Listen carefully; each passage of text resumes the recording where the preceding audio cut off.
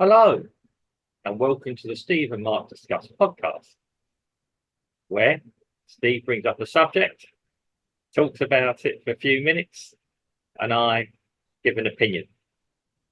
I do not know what Steve is going to talk about. Over to Steve. Hi, people. Just to prove that we're live on a Thursday, we were chatting in off about what was happening in Parliament yesterday, in the British Parliament, in the House of Representatives, if you like, equivalent of the Parliament in the UK, about the Speaker of the House changing the rules, 100-year-old rules in the House, and decides to change it because he wanted to protect the leader of the Labour Party. But I digress. We're not going to cover that one. We're going to go a little bit further afield.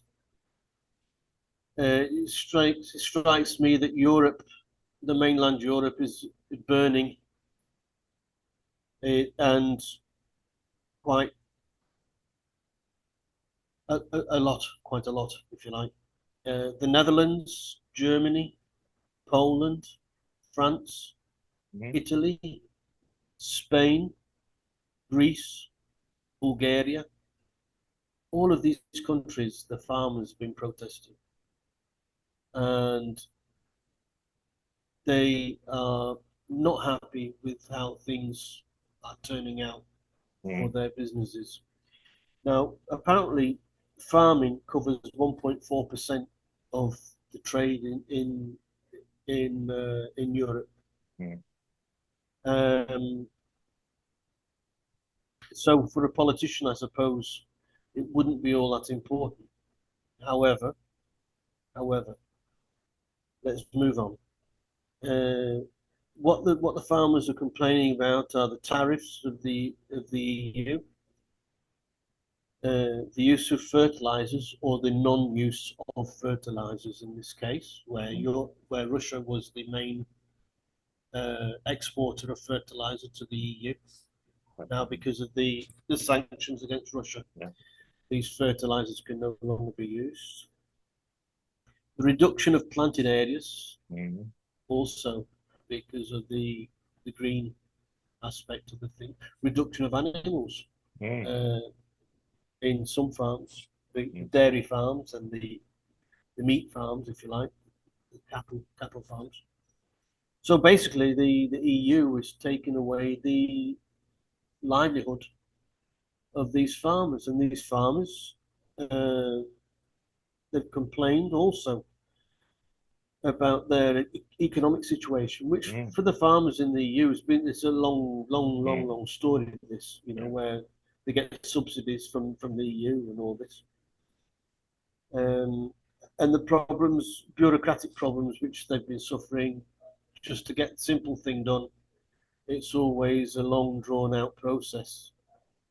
When I mean, the EU is a very top heavy these days. So to get anything done, you've got to go jump through hoops and skip ropes and do all of this thing to get the simplest thing done.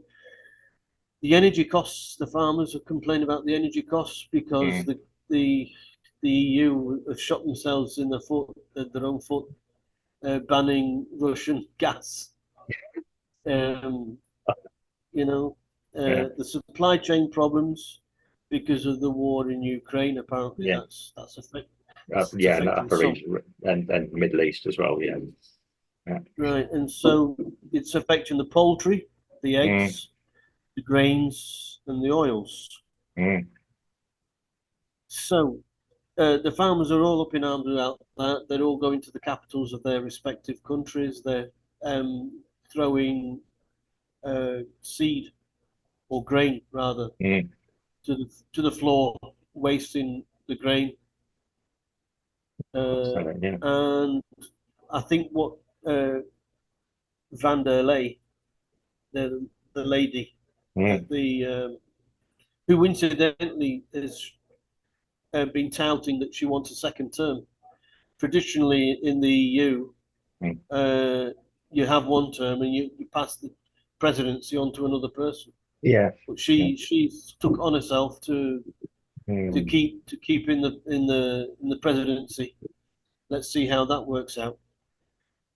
But at the end of the day, if the farms don't work, the likes of you and I don't eat, and that there is going to be the biggest problem in the EU because inflation is Mm. already rife, Yeah.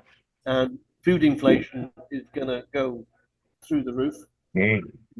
We know that Germany is now in recession. It is in recession. It Yeah. has been in recession for a while now, even though the media has been very, very delicate by saying it could be in recession, it might be in recession, It's done two. possibly in recession.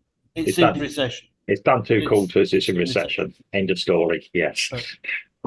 Yeah. And if it's true, if that's true for Germany, Mm. then the countries where the economies are a little bit softer, Mm. their economies must be suffering a lot more. One thing that I thought was interesting is that Austria Mm. has, throughout all of this problem with Ukraine, Mm. Austria has been importing Russian gas. Cool. I think Austria's got something like 94% of their Mm. gas consumption is supplied by Russia. Mm. And they claim that it's because they can't find gas in any other source that compares with the price, and they Mm. aren't prepared to Yeah. pay the extra for that gas. Which I don't know if Austria has got a strong presence in the EU, but it's one of those cases of uh, you can do that, but we're going to do something else. Yeah. We're going to go against the grain, and nobody can complain about it. Mm. But there Well, you yeah. have it. There you have it. The EU, along with the farmers, of course, we've got the riots Yeah. with the Eritreans in The Hague Yeah. Okay. and in France Yeah. and in Germany Yeah. and I suppose in Sweden also. Yeah. So it's just looks like the EU is going up in flames. And why another country would want to be part of the EU, I'm not too sure. No, I think the country that did want to be has opted for another direction at the moment. Right. I'm I'm going to yeah. Funny enough, I was having roughly this conversation last night with someone in a professional capacity. It was during a lesson. And yeah, this guy picked up, he'd read in some journals. This is from South America. He'd been reading about things in Europe. And he'd picked up on this, what's happening with the farmers. Now, if you don't mind me getting a little bit, I wouldn't say conspiratorial, but I've studied history, like I said, and done other things. It's more than obvious, in my opinion, and again, this is an opinion piece, that the farmers are being targeted, being driven out of business as individuals. If not the EU, what a federal EU wants is complete control of farming. Let's call it what I see it as, collectivization. Yeah, you can agree or disagree with that. They basically want control of it. If you've got these individual farmers who are, doing what they want, this thing about stopping fertilizer is on two things. It's all about the potassium, which Canada can supply, funny enough, I believe, because Brazil is in the same situation. They can't get it from Russia. They have to get it from Canada. The Canadian will probably put a premium on it, but that's another side issue. It's, how can I put it?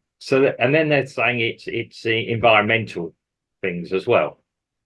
They're not using chemicals on the ground. Okay, they're compared with the past, so there's not that many lethal or more dangerous chemicals out, despite what people think.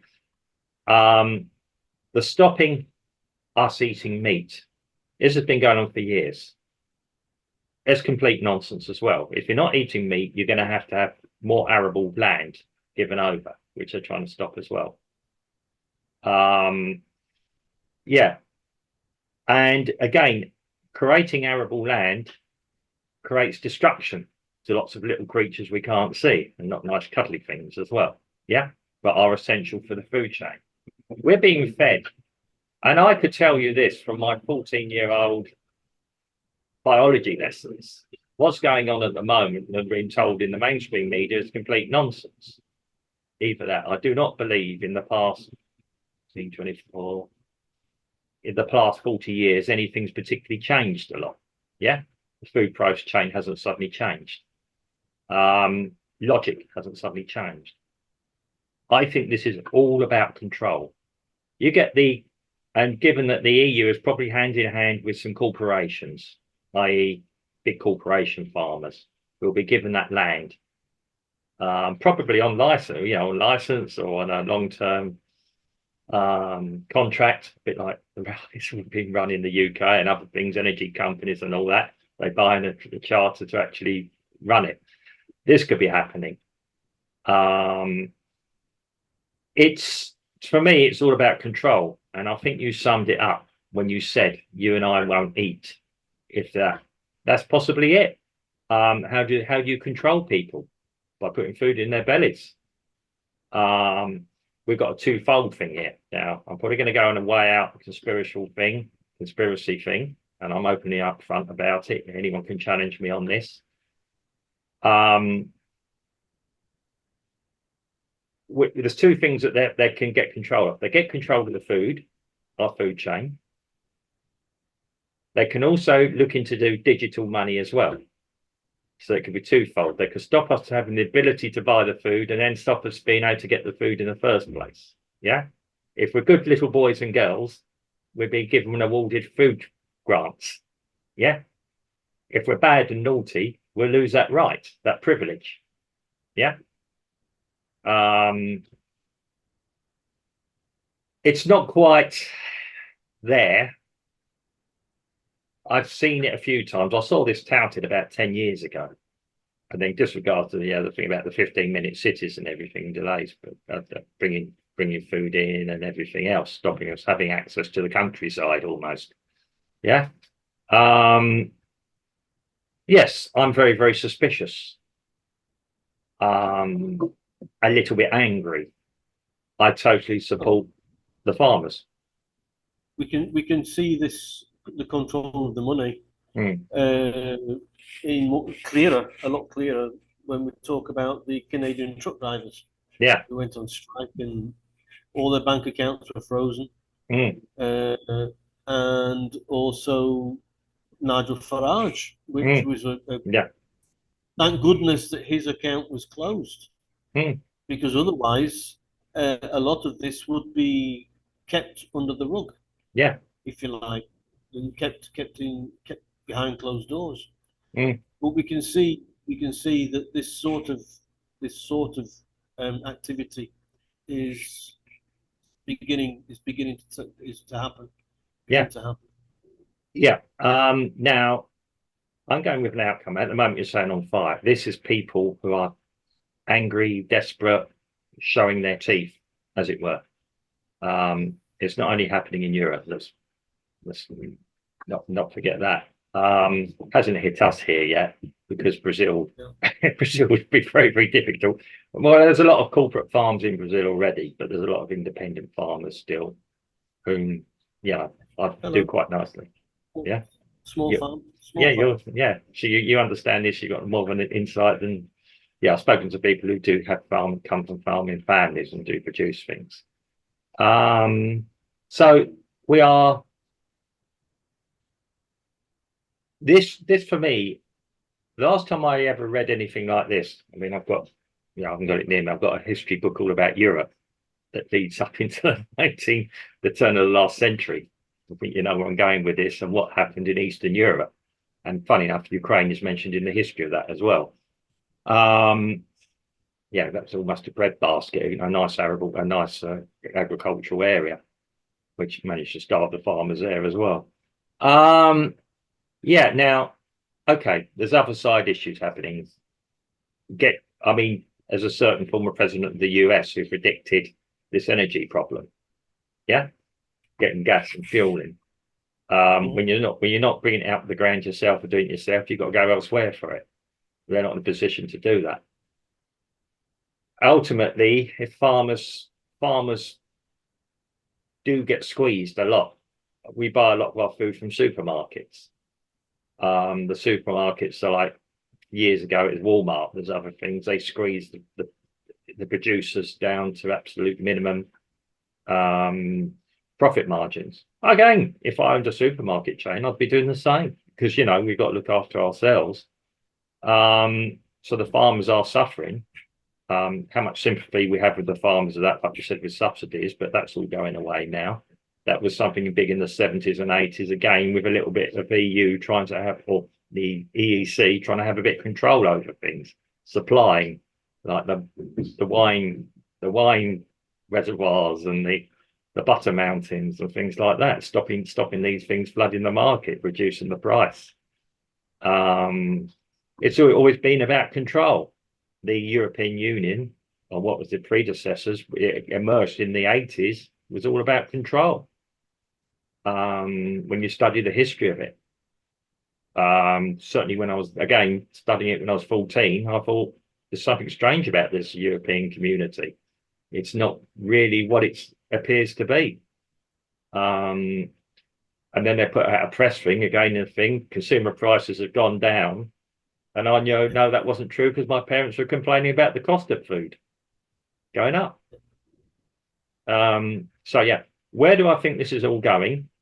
There's going to be movements, like I say, the farmers are starting to protest. Where do revolutions or things normally start?